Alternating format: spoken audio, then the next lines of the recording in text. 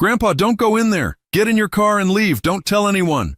My 8-year-old grandson screamed. When I asked what happened, he said, "Mom and Dad are very bad."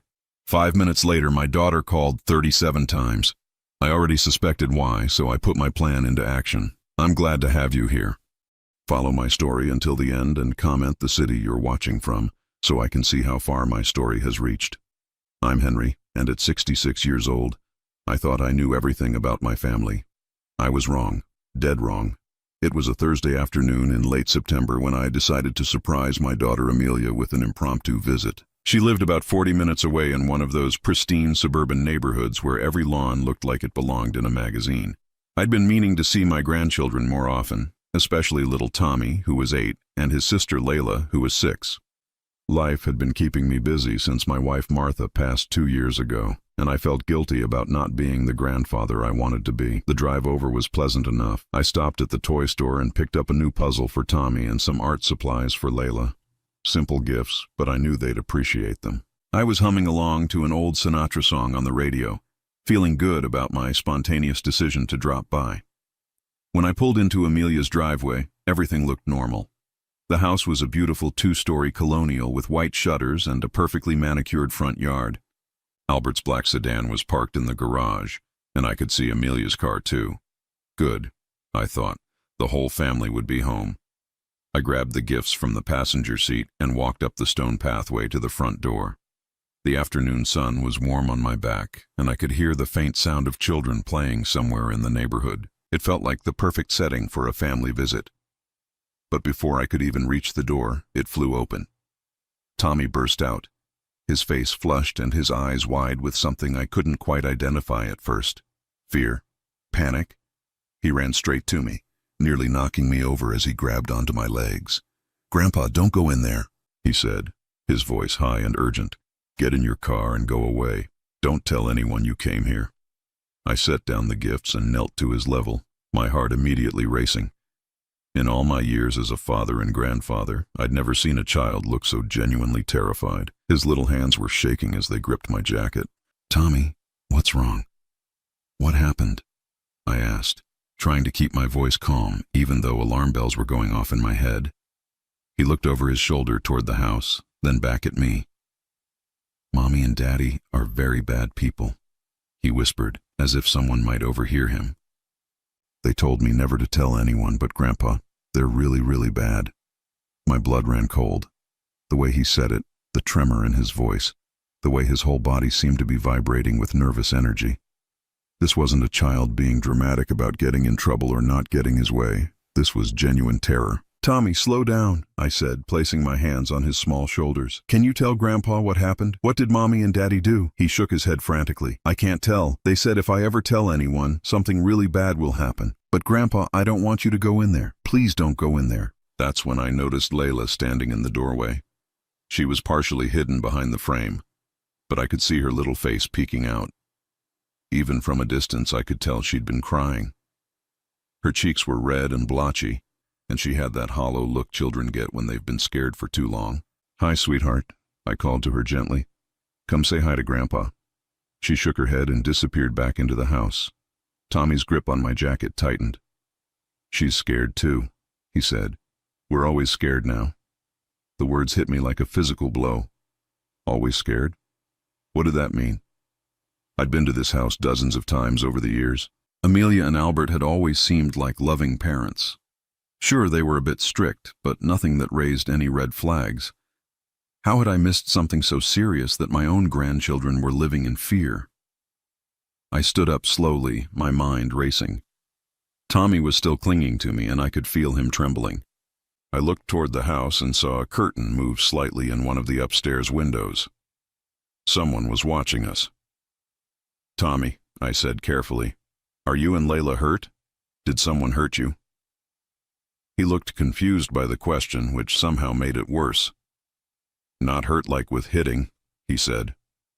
"But they make us do things, and they say things that make my tummy feel sick all the time."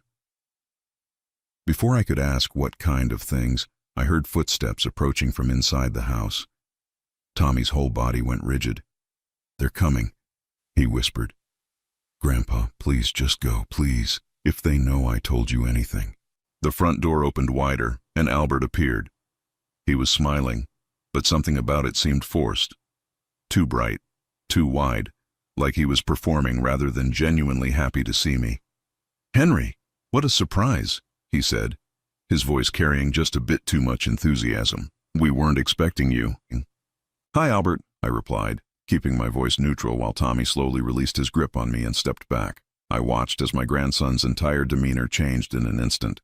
The terrified, desperate child from moments before seemed to vanish, replaced by a quiet, almost robotic version of himself. "Tommy, why don't you go inside and wash up for dinner?" Albert said, still maintaining that unnaturally bright smile. "Yes, Daddy," Tommy replied in a flat, emotionless voice that sent chills down my spine. He walked past Albert into the house without looking back at me. His shoulders slumped in a way that seemed far too heavy for an 8-year-old. "Kids, you know how they are," Albert said with a laugh that didn't reach his eyes. "Always getting worked up about nothing. Come on in, Henry. Amelia will be so excited to see you." But as I looked at Albert's face, at the way his smile never wavered, at how quickly Tommy had transformed from a terrified child to a silent, obedient one, I knew with absolute certainty that my grandson hadn't been getting worked up about nothing. Something was very, very wrong in this house, and I was about to find out exactly what that something was. I didn't go inside. Every instinct I'd developed in my 66 years was screaming at me to trust Tommy's desperate warning. Instead, I looked Albert directly in the eye and said, "Actually, I just remembered I have an appointment I can't miss. Tell Amelia I stopped by." The mask slipped for just a fraction of a second. I saw something flash across Albert's face. Surprise, maybe even irritation, before that plastic smile snapped back into place. "Oh, that's too bad," he said. "She really would have loved to see you. Maybe next time you could call ahead?" The suggestion felt more like a threat than politeness. I nodded, picked up the gifts I'd dropped, and walked back to my car with measured steps. I could feel Albert's eyes boring into my back the entire time. As I drove away, I checked my rearview mirror and saw him still standing in the doorway, watching me leave. He stayed there until I turned the corner and disappeared from view. My hands were shaking as I gripped the steering wheel. In all my years of being a father, I'd developed a pretty good sense of when something was off with children. What I'd seen in Tommy's eyes wasn't normal childhood drama or even typical rebellion. That was the look of a child who was genuinely afraid of his own parents. I pulled into a parking lot about 6 blocks away and sat there, trying to process what had just happened. My phone was on the passenger seat, and I stared at it for a long moment before making a decision. If something was really wrong, I needed to know more before I acted. Barging in without understanding the situation could make things worse for Tommy and Layla. That's when my phone started ringing. The caller ID showed Amelia's name. I let it go to voicemail. 30 seconds later, it rang again. Amelia again. I didn't answer, then again and again. By the time the 5th call came through, I knew Albert had told her about my visit. But the desperation in the frequency of these calls was telling me something else entirely. This wasn't just checking in with her father. This was panic. I decided to drive to a nearby coffee shop where I could sit and think while monitoring the situation. As I ordered a black coffee and found a quiet corner table, my phone continued to buzz relentlessly. Call after call after call from Amelia. I pulled out a small notebook I always carried and started making tally marks.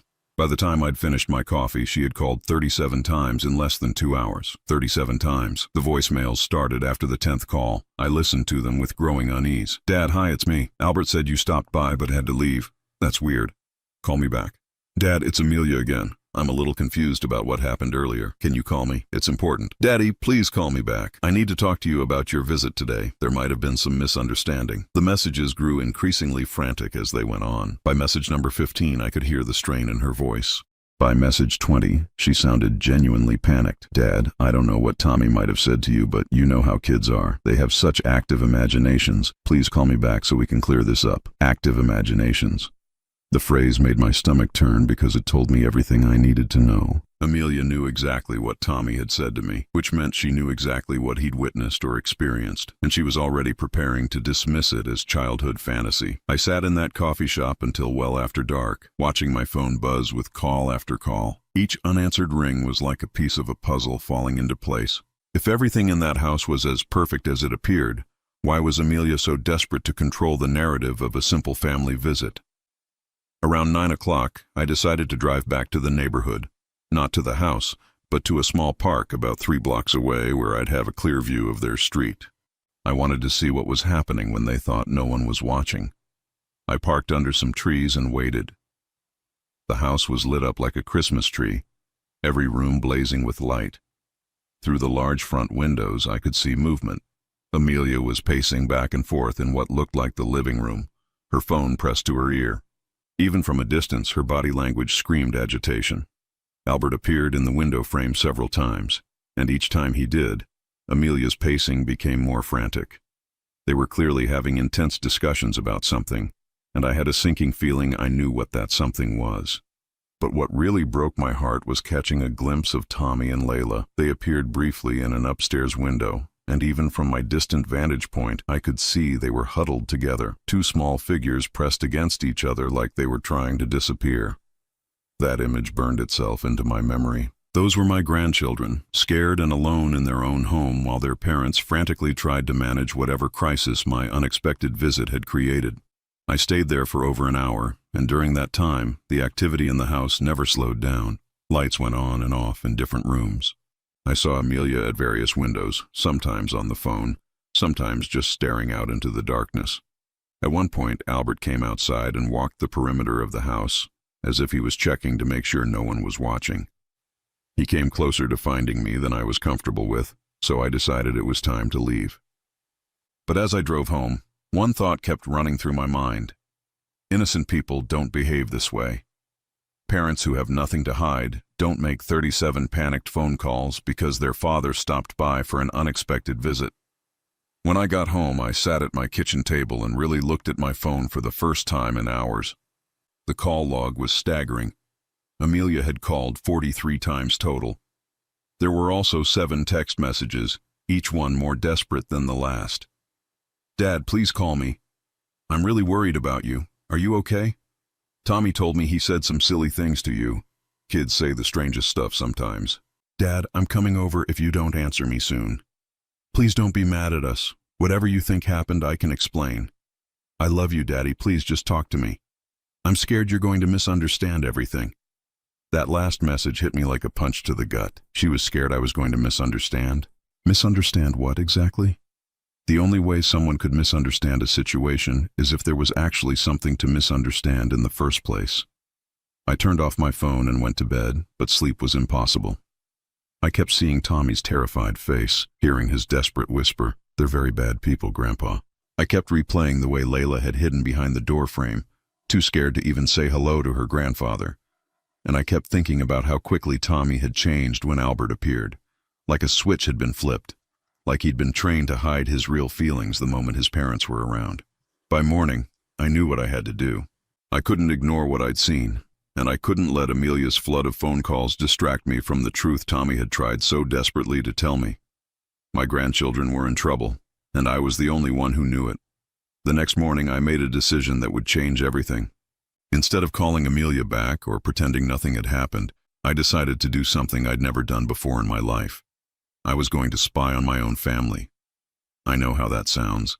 A 66-year-old man lurking around his daughter's neighborhood like some kind of stalker. But Tommy's terror had been real, and those 43 phone calls weren't the reaction of innocent parents. Something was happening in that house, and I was going to find out what. I drove back to the neighborhood around 7 in the morning, parking on a side street where I could see their house but remain hidden behind a row of hedges. I brought my binoculars, the ones I used for bird watching, and settled in to wait. What I saw over the next 3 hours shattered everything I thought I knew about my daughter's family. At 7:15, Albert left for work. Normal enough.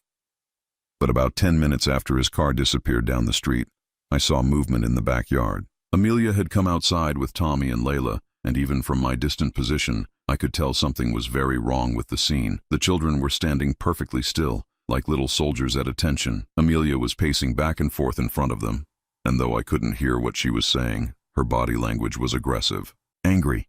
She kept pointing at them, and with each gesture, I could see both kids flinch. Then something happened that made my blood run cold. Amelia grabbed Tommy by the shoulders and shook him, hard. The little boy's head snapped back and forth, but he didn't cry out. He didn't even react.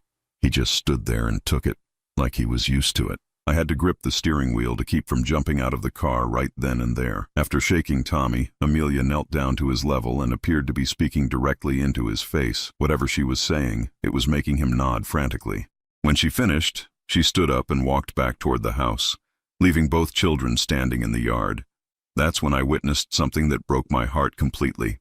The moment Amelia was out of sight, both children collapsed. Not physically, but emotionally.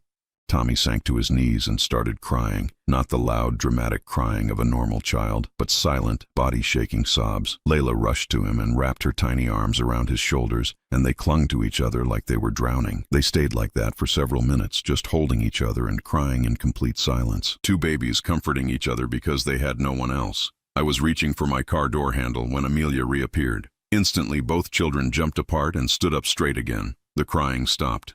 The comfort stopped. They became those perfect little statues again, and Amelia herded them back into the house. I sat there for another hour, trying to process what I'd witnessed. This wasn't typical parental discipline. This wasn't even harsh but well-meaning parenting. This was something much darker. Around 11 o'clock, I decided to take a risk. I drove to the local elementary school and asked to speak with the principal. I'd volunteered there a few times over the years, so Mrs. Patterson knew me as Tommy's grandfather. "I'm a bit concerned about my grandson," I told her, trying to sound casual. "Has he seemed different lately? Any changes in his behavior or demeanor?" Mrs. Patterson's expression immediately grew serious. She invited me into her office and closed the door. "Mr. Henderson, I'm actually glad you asked," she said. "Tommy has shown some concerning changes this school year. He's become very withdrawn, very anxious. He used to be one of our more outgoing students, but now he barely speaks unless spoken to directly." My heart sank. "Has he said anything about what might be causing this?" "That's just it," she said, lowering her voice. "When we've tried to talk to him about it, he gets extremely upset, almost panicked. He keeps saying he can't talk about home, that he's not allowed to tell anyone anything about his family." The words hit me like a physical blow. Not allowed to tell anyone about his family. That wasn't normal childhood privacy. That was enforced silence. "Has the school contacted his parents about this?" I asked. Mrs. Patterson nodded. "We've reached out to Mrs. Morrison several times. She's always very cooperative and concerned sounding on the phone, but nothing seems to change with Tommy. If anything, he seems more anxious after we've spoken with her." I thanked Mrs. Patterson and left the school with my worst fears confirmed. Whatever was happening at home was serious enough that Tommy was carrying the effects into every part of his life. But I still needed more information before I could act. So I made another decision that went against every instinct I had as a polite, non-confrontational person. I was going to figure out a way to get those children alone and find out exactly what they were being put through. That afternoon, I positioned myself at the park near their house and waited. Around 3:30, I saw Amelia's car pull into the driveway. She got out alone. Apparently she'd picked the kids up from school herself, rather than letting them walk or take the bus. I watched through my binoculars as she ushered Tommy and Layla into the house. But about 20 minutes later, Tommy appeared in the backyard by himself. He was just standing there, staring at nothing, with that same hollow expression I'd seen that morning. This was my chance. I walked casually through the neighborhood, timing it so I'd pass by their backyard fence just as Tommy was there. When I called his name softly, he looked up and saw me through the chain link. His face immediately filled with terror. He looked toward the house, then back at me, his eyes wide with panic. "Tommy, it's okay," I whispered. "Grandpa just wants to make sure you're safe." He approached the fence slowly, like a scared animal. When he got close enough, I could see that his little face was puffy and red, like he'd been crying recently. "Grandpa, you can't be here," he whispered. "If Mommy sees you, she'll be really, really mad. Tommy, I need you to tell me the truth. Are Mommy and Daddy hurting you?" He shook his head frantically. "They don't hit us, but Grandpa," his voice broke. "They make us practice." "Practice what, sweetheart?" "Practice being happy. Practice saying the right things. Practice acting like we love them when other people are around." His words came out in a rush, like he'd been holding them in for so long they couldn't wait to escape. I felt like I'd been punched in the stomach. "What happens if you don't practice right?" Tommy's whole body started shaking. "They take away everything. No food, no toys, no talking to each other. And they tell us that if we ever tell anyone the truth, they'll make Layla go away forever. And it will be my fault." The piece of the puzzle that had been missing suddenly clicked into place. This wasn't just neglect or even abuse in the traditional sense. This was systematic psychological manipulation. Amelia and Albert were training their children to be perfect little actors, to perform happiness and love for the outside world while living in constant fear at home. "Tommy, listen to me very carefully," I said, keeping my voice calm even though I was shaking with rage. "You and Layla are not going to have to practice anymore. Grandpa is going to make sure of that." He looked at me with hope and terror warring in his 8-year-old eyes. "You promise, Grandpa? You promise they can't make us pretend anymore?" "I promise, sweetheart. But I need you to do something for me. Can you be brave for just a little while longer, while Grandpa figures out how to help you?" He nodded, tears streaming down his face. As I walked away from that fence, I knew my life had just changed completely. I wasn't just Henry Henderson, retired insurance salesman, anymore. I was now a man on a mission to save his grandchildren from something far worse than I could have ever imagined. And I was going to make sure Amelia and Albert never got the chance to hurt those babies again. That night, I didn't sleep. I sat at my kitchen table with a yellow legal pad, mapping out everything I knew and everything I needed to do. At 66 years old, I'd never imagined I'd be planning what essentially amounted to a rescue mission for my own grandchildren, but that's exactly what this had become. The first thing I did was write down everything Tommy had told me, word for word, while it was still fresh in my memory. Practice being happy, practice saying the right things, practice acting like we love them when other people are around. The words made me physically sick to write, but I knew I'd need every detail if this was going to work. I'd spent 38 years in the insurance business, which meant I'd learned a thing or two about documentation and building a case. If I was going to protect Tommy and Layla, I couldn't just rely on the word of an 8-year-old boy. I needed evidence, and I needed a plan that would keep the children safe while I gathered it. The next morning, I made my first call to my lawyer, David Chen. I'd known David for 15 years. He'd handled Martha's estate and various other legal matters for me over the years. He was also one of the few people I trusted completely. "David, I need your help with something, and I need you to keep this strictly confidential for now," I told him. "Of course, Henry. What's going on?" I gave him the basic outline of what I'd discovered, leaving out some of the more emotional details but hitting all the key points. There was a long silence when I finished. "Henry, these are very serious allegations," David said finally. "If what you're telling me is true, we're talking about psychological abuse and manipulation of minors. But we need to be very careful about how we proceed. If we move too fast or make the wrong move, it could make things worse for the children." "That's exactly what I was afraid of," I said. "What do you recommend?" "First, we need to document everything. Every interaction, every observation, every conversation. Second, we need to establish a pattern of behavior, not just isolated incidents. And third, we need to make sure we have alternative living arrangements ready before we make any official moves." David walked me through the legal process for filing for emergency custody. It was more complicated than I'd hoped, but not impossible. The key would be proving that the children were in immediate psychological danger. "The good news is that as their grandfather, you'd be given serious consideration for custody if we can prove the parents are unfit," David explained. "The bad news is that psychological abuse is harder to prove than physical abuse. We'll need to be very thorough." After I hung up with David, I made my second important call. My neighbor, Carol Winters, had been a social worker for 30 years before retiring. If anyone would know how to handle this situation properly, it would be her. "Carol, I need to ask you something in confidence," I said when she answered. "If you suspected a child was being psychologically abused, what would be the best way to help them?" I could hear the concern in her voice immediately. "Henry, is everything okay?" I gave her a general overview of the situation.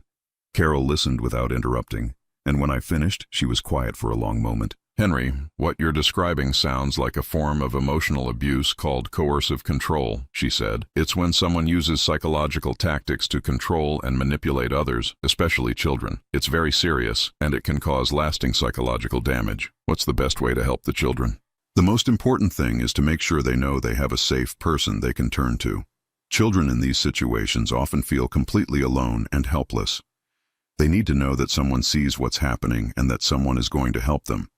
Carol agreed to help me document what I'd observed and to be available as a professional witness if needed. She also gave me some guidance on how to interact with Tommy and Layla in ways that would help them feel safe without putting them in more danger. "Don't ask them to tell you things they're afraid to tell," she advised. "Instead, let them know that you see them, you love them, and you're working on ways to help them. That knowledge alone can be incredibly powerful for a child who feels trapped. Over the next week, I established a routine. Every day I found a reason to be in the neighborhood. Sometimes I'd park at the coffee shop 3 blocks away and walk past their house. Sometimes I'd sit in the park and watch from a distance.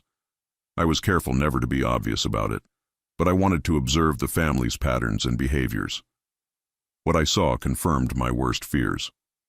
The children were like completely different people depending on whether their parents were watching.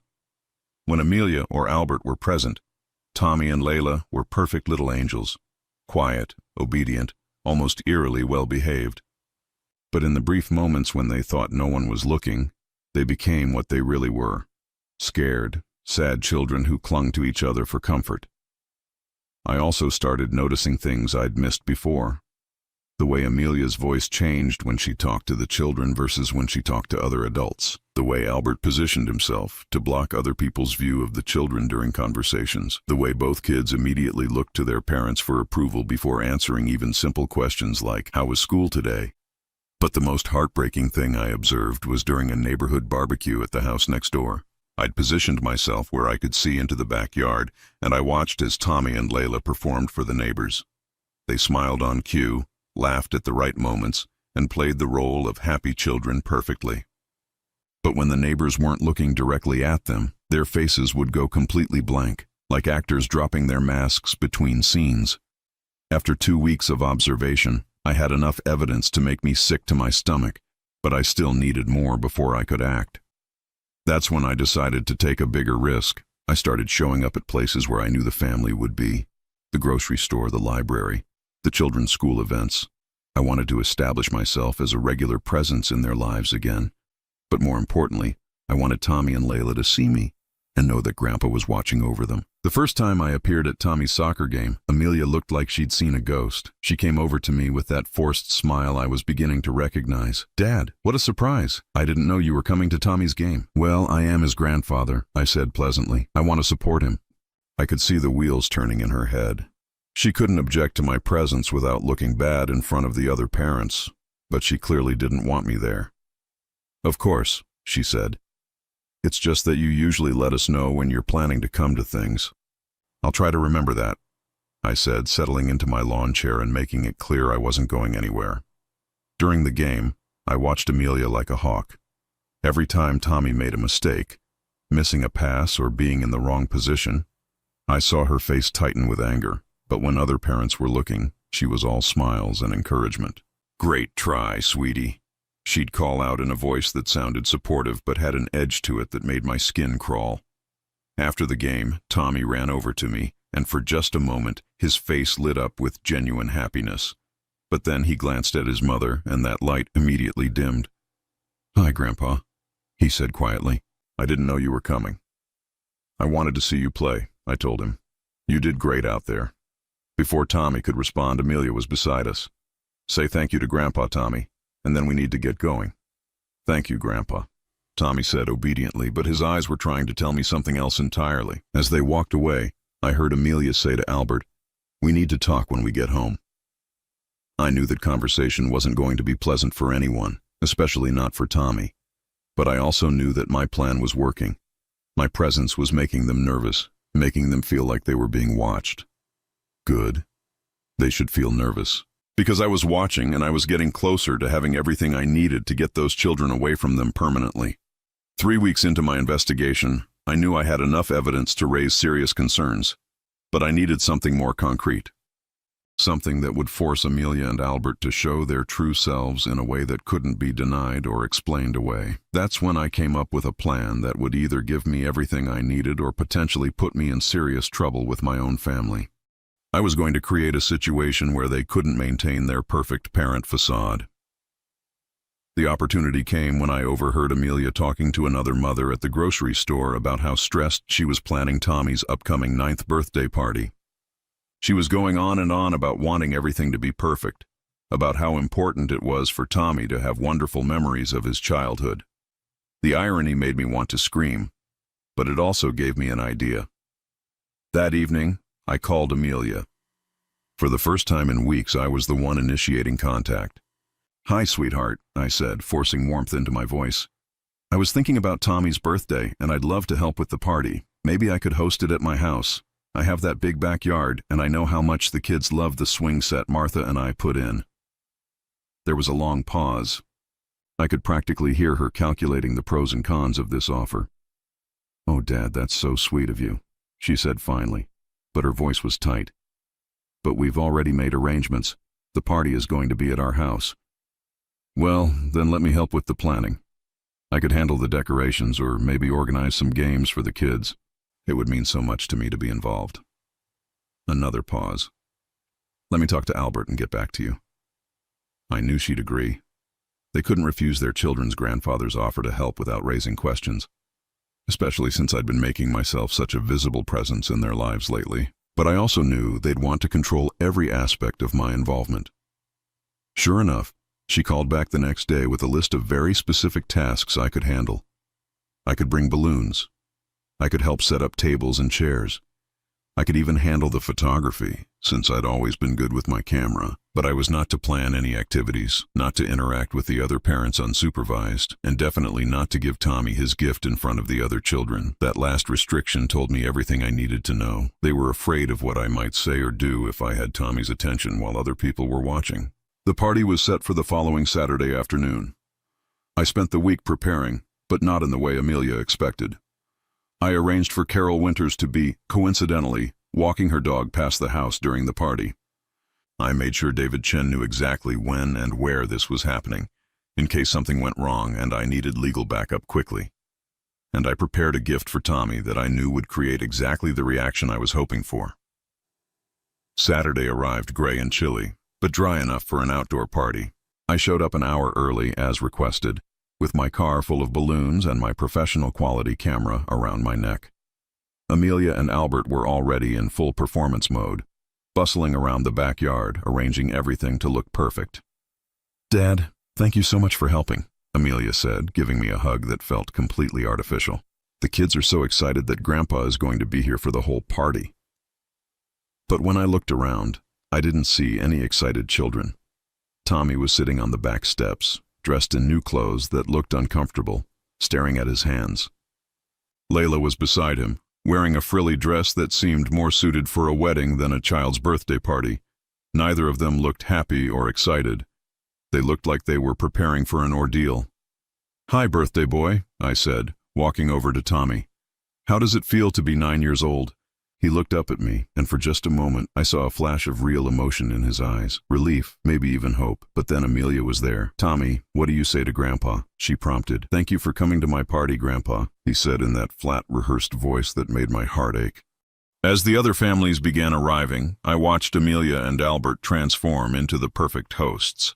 They greeted each family with enthusiasm, complimented the children on their clothes, made sure everyone felt welcome. And they orchestrated Tommy and Layla like directors positioning actors on a stage. "Tommy, honey, why don't you show the Johnson boys your new bike?"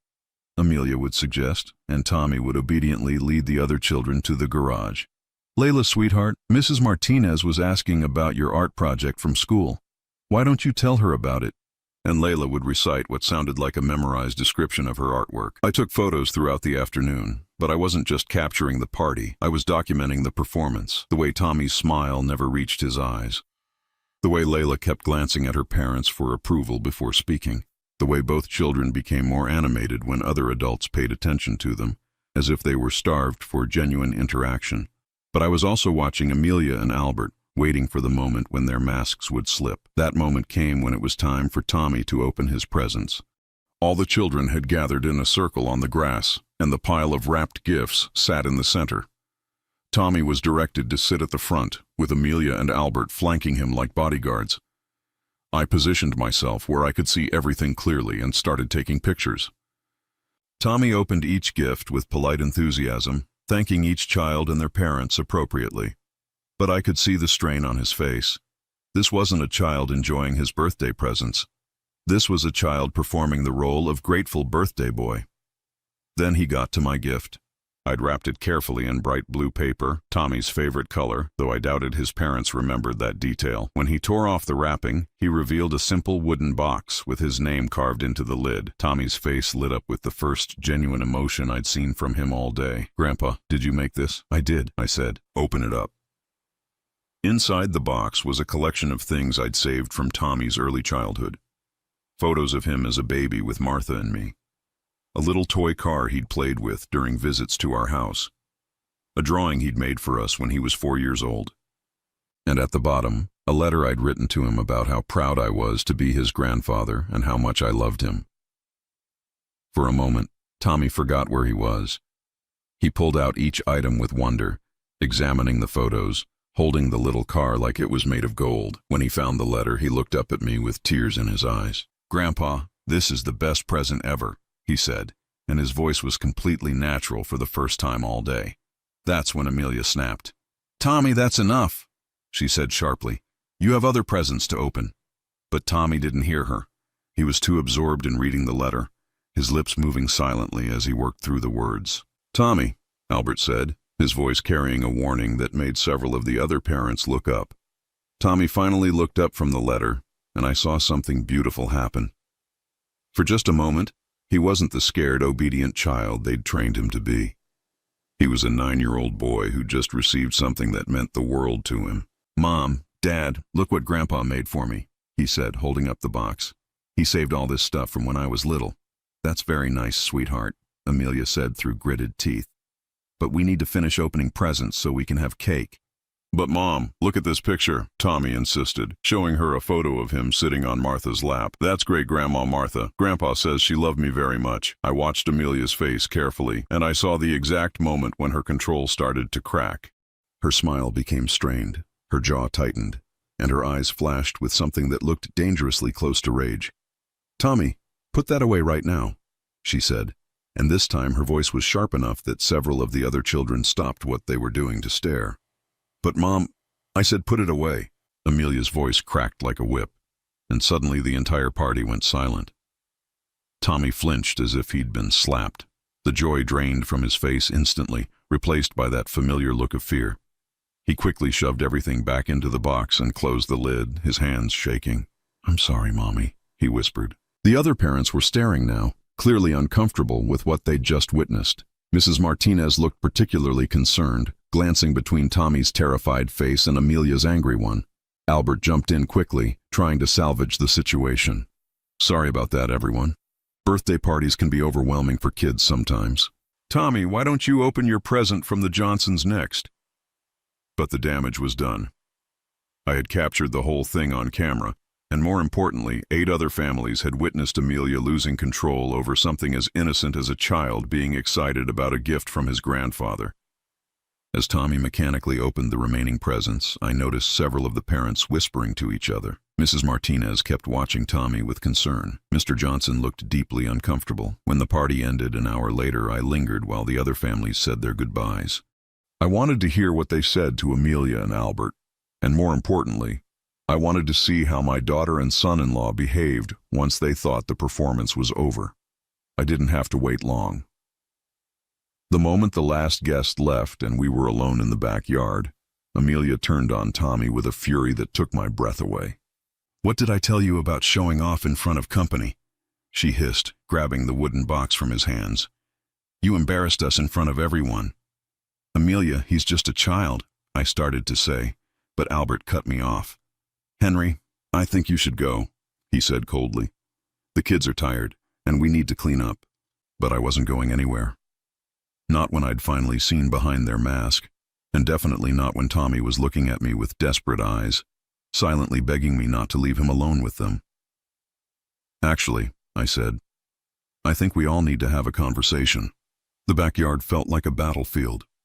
The remnants of Tommy's birthday party, scattered wrapping paper, deflated balloons, cake crumbs on paper plates, created an eerily festive backdrop for what was about to become the most important confrontation of my life. "We need to have a conversation," I repeated, my voice steady despite the adrenaline coursing through my veins. Amelia was still gripping Tommy's wooden box, her knuckles white with anger. Albert had positioned himself between me and the children, as if he were protecting them from me instead of the other way around. "Dad, not now," Amelia said, but I could hear the panic creeping into her voice. "The kids need to go inside and rest." "No," I said firmly. "The kids need to hear this." Tommy and Layla were huddled together near the back steps, watching the adult drama unfold with the kind of terrified attention that children develop when they've learned to read danger in every conversation.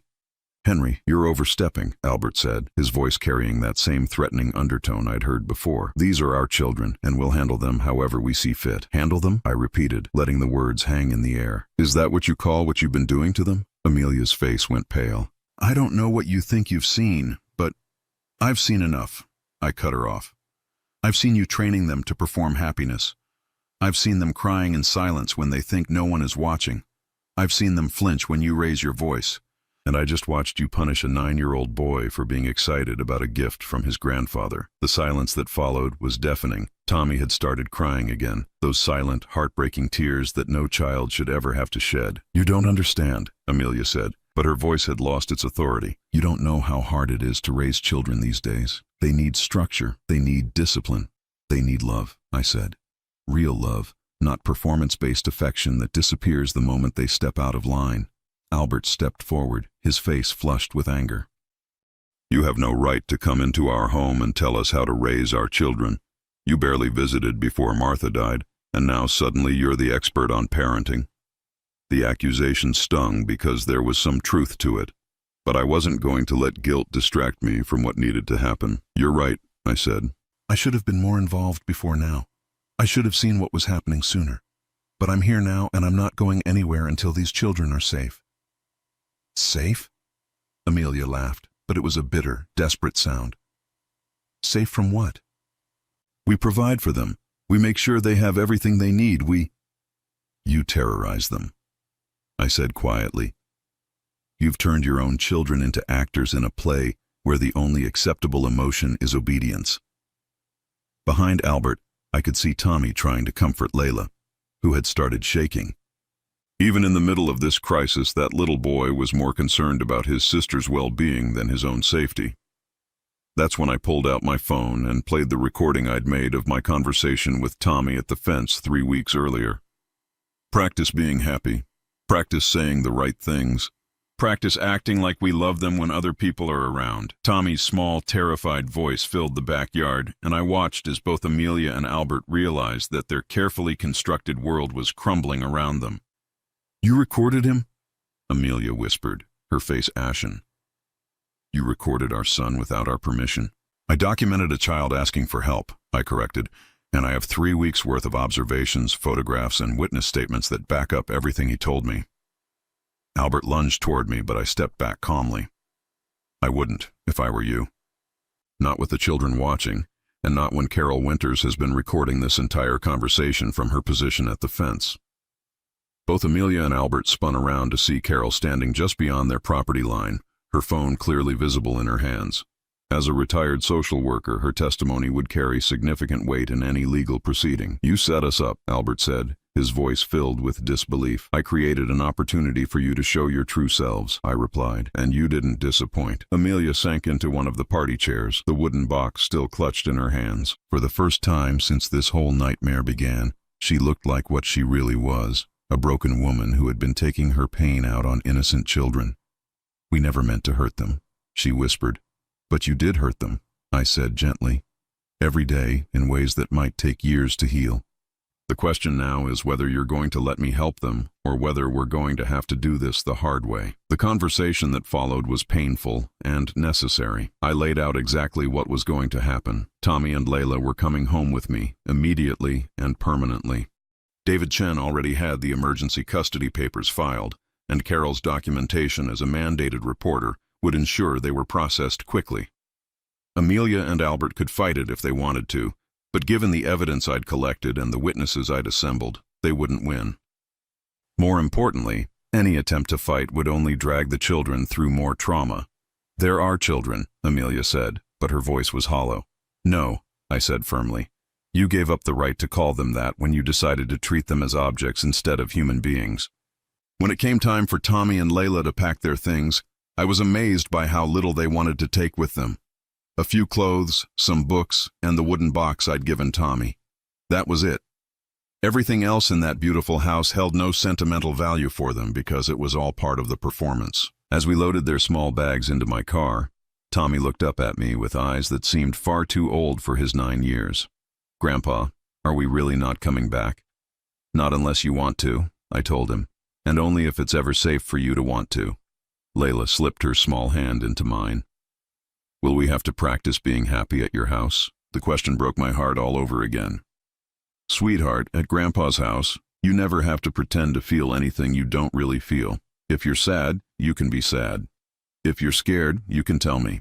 If you're happy, it will be real happiness, not something you have to perform." 6 months later, I was sitting in my backyard watching Tommy and Layla play on the swing set that Martha and I had installed years ago for visits that had never happened often enough. They were laughing, really laughing, not the careful, measured laughter they'd been trained to perform. Tommy had started speaking up in school again. His teacher told me that he'd raised his hand in class last week to disagree with something she'd said, respectfully but confidently. For most parents, that might be concerning. For me, it was a miracle. It meant he was learning that his own thoughts and opinions had value. Layla had started drawing pictures of our house, always with all three of us in the front yard, always with huge smiles on our faces. But more importantly, she'd started drawing pictures of dragons and monsters and imaginary worlds, which meant her creativity was finally free to flourish. The legal proceedings had been swift and decisive. Amelia and Albert were required to undergo extensive counseling before they could even request supervised visitation. And honestly, I wasn't sure they ever would. The last I'd heard, they were getting divorced, each blaming the other for the loss of their children. I felt sorry for them, in a way. They'd been so focused on creating the appearance of a perfect family that they'd forgotten how to actually be one. But my sympathy had limits. The children they'd damaged were my priority now. That evening, as I was tucking Tommy into bed, he asked me a question that let me know we were finally moving in the right direction. "Grandpa, do you think I could learn to play baseball? Real baseball? Not just for show." "I think that sounds like a wonderful idea," I told him. "We can sign you up for the community league if you want, even if I'm not very good at it. Especially if you're not very good at it," I said. "That's how you get better, by trying things and making mistakes and learning from them." He was quiet for a moment, processing this revolutionary concept. At Mom and Dad's house, we weren't allowed to make mistakes. Well, at Grandpa's house, mistakes are how we learn. And the only thing you're not allowed to do is pretend to be something you're not. Tommy smiled, one of his real smiles that had become more frequent over the past few months. I like Grandpa's rules better. As I turned off his light and headed downstairs, I reflected on how much my life had changed since that September afternoon, when Tommy had begged me not to go into his house. I'd lost a daughter in a way, but I'd gained something infinitely more precious: the chance to give two beautiful children the childhood they deserved. My phone sat on the kitchen counter, silent for once. No more desperate calls from Amelia, no more attempts at manipulation or guilt. Just peace. I poured myself a glass of wine and stepped out onto the back porch. The swing set creaked gently in the evening breeze, and I could hear the faint sound of Layla singing herself to sleep upstairs. These were the sounds of a real home, filled with real love and real security. At 66 years old, I'd thought my days of active parenting were behind me. I'd been wrong about that, just like I'd been wrong about so many things. But sometimes being wrong leads you exactly where you need to be. Tomorrow, Tommy had his first baseball practice, and Layla was starting art classes at the community center. We were building a life together, not a performance, not a facade, but a real life where two precious children could finally learn what it felt like to be genuinely loved and accepted for exactly who they were. And that was worth everything I'd had to sacrifice to make it happen.